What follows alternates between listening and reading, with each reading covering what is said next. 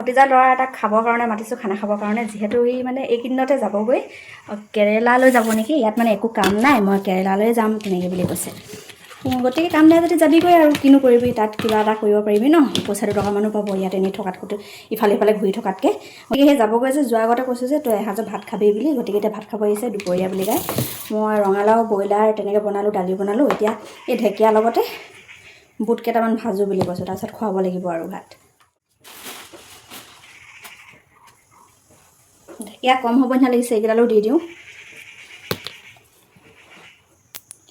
ঢেকীয়া মানে এনেকৈ হাতেৰে এনেকৈ ছিঙি দিওঁ, তেতিয়া মানে সোৱাদটো লাগে বুলি কয় আৰু। মোৰ আকৌ সোৱাদ বুলি কথা নাই, মানে ভালকৈ বনালে বুলি ক'লে হাতেৰে এনেকৈ ছিঙিলেও বা কটাৰীয়ে কাটিলেও মোৰ ভালেই লাগে। ভালকৈ যদি ৰান্ধিব জানে, ভাজিব জানে দেই। যদি নাজানে তেতিয়া যিমান হাতেৰে ছিঙক ভাল নালাগে মোৰ খাই। কিছুমানে কয় জুই ভাত খাই ভাল লাগে, গেছৰ ভাল নালাগে। মোৰ সেইটোৱে মানে সোৱাদ ওপৰতে কথা। যদি সোৱাদ উঠাই মোক গেছতো ভাল লাগে, যদি সোৱাদ উঠাব নোৱাৰে মোৰ জুইটো ভাল নালাগে। মানে কেলৈ জানো এনেকুৱা।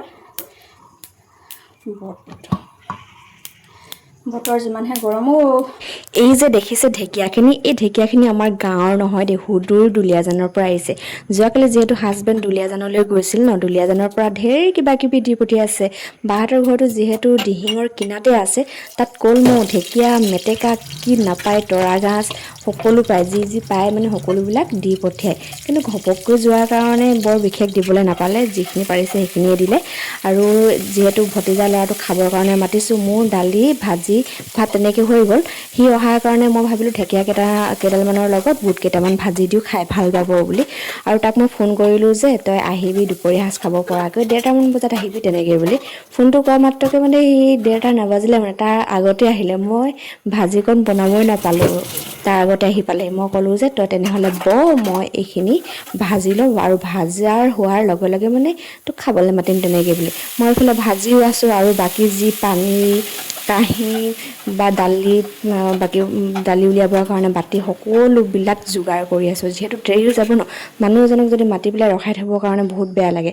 আৰু সি আমাৰ সকলোৰে বহুত বেছি মৰমৰ, গাঁৱৰ সকলোৱে তাক মৰম কৰে, মৰম নকৰা মানুহেই নাই নেকি। আৰু এইফালে খাবৰ কাৰণে দিছোঁ, তাক কিবা এটা কৈছোঁ মানে সি হাঁহিছে। আৰু কেনেকৈ থাকিব লাগে, কেনেকৈ যাব লাগে সকলোখিনি ভালদৰে বুজাই দিছোঁ।